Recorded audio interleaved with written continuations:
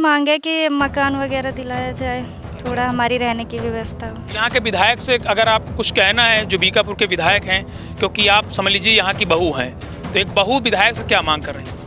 ये मांग कर रहे हैं कि व्यवस्था दी जाए, हमारा थोड़ा सुना ही जाए जो क्या। योगी जी के बारे में आपने सुना कि नहीं? योगी जी की, हाँ जी सुना है। कैसे मुख्यमंत्री हैं? ठीक है, उनकी तरफ से तो कोई वो नहीं है, लेकिन है कि सुना जाए जो मकान वगैरह के बारे में दिलाया जाए।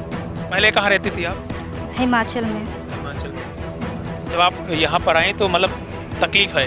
जी तकलीफ़ तो बहुत है, बच्चों को भी दिक्कत होती है, बाकी सबको भी दिक्कत होती है, सारी परेशानी होती है। तो क्या बेकार लगता है, कहीं यहाँ बारिश वगैरह हो तो छुपने की कोई जगह नहीं मिलती है, तकलीफ़ होती है बैठ। अरे 40-50 साल हो गया मैं सबका रहा था। जब आप शादी आपकी हुई थी तब से साहब का तब से रहा था ऐसे। ठंड के मौसम में कैसे गुजारा हो जाता? ऐसे बितावत ही पैरा सैरा बिछा का करी।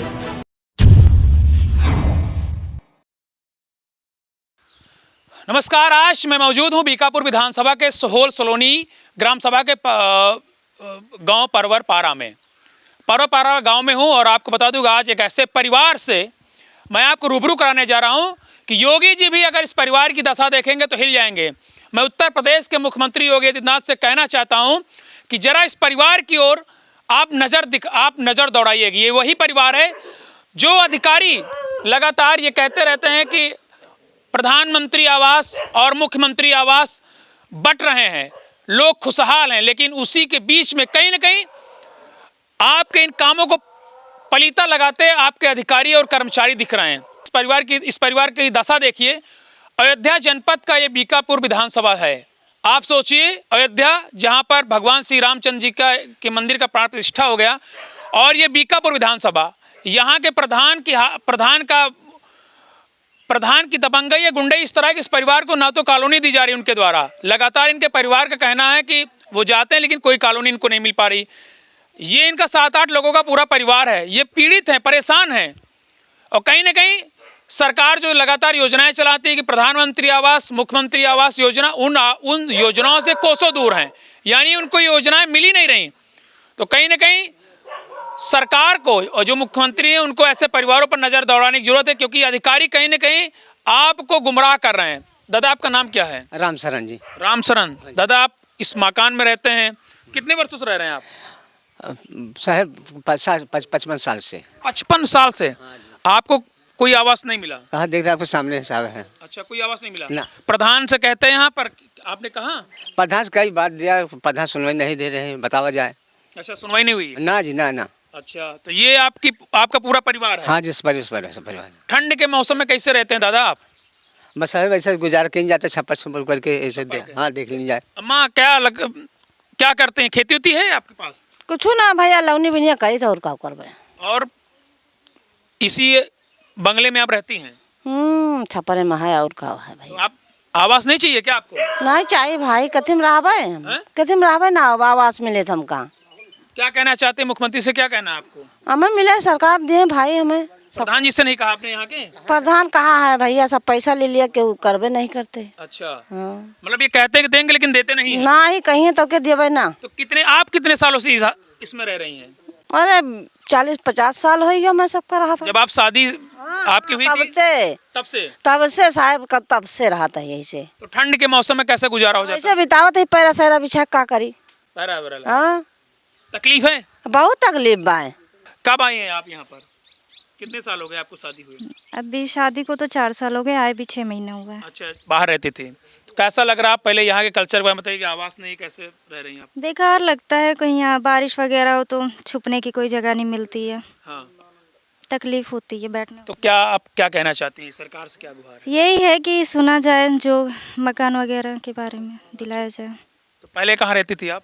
हिमाचल में। हिमाचल में रहती थी। तो जब आप यहाँ पर आई तो मतलब तकलीफ है?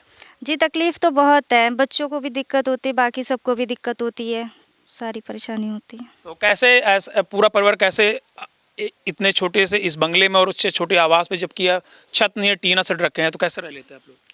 रह लेते हैं, दिक्कत होती है, लेकिन कहीं ना कहीं तो बैठा ही जाएगा। अच्छा, तो आप देख लीजिए कि आप इनकी आवाज़ से समझ सकते हैं कि पढ़ी लिखी हैं, लेकिन इनके पास भी रहने के लिए कोई आवास नहीं है।